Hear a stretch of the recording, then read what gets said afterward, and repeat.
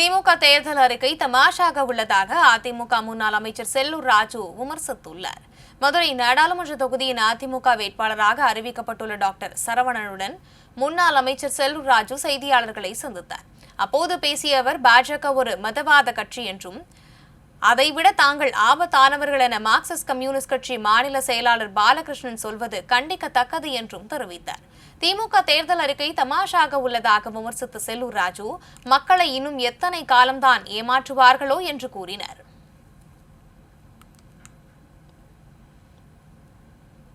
நீங்க வலைதளங்கள்லாம் பாருங்க, நீங்க பார்த்துங்க என்ன மாதிரி நேற்றெல்லாம் ஒரு நம்ம திராவிட முன்னேற்ற கழகத்திலிருந்து ஒரு தேர்தல் அறிக்கை விட்டுருக்காங்க. தமாசாக இருக்கு, அதை படிச்சாலே தமாசாக இருக்கு, சிரிப்பு தான் வருது.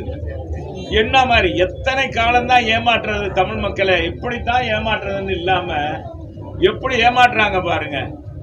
நம்புவாங்க, இன்னுமா நம்புறாங்க தமிழ்நாட்டு மக்கள். ஏதோ வடிவேல் சொல்றாங்க, இன்னுமாடா நம்மளை நம்புறாங்க அப்படின்ற மாதிரி.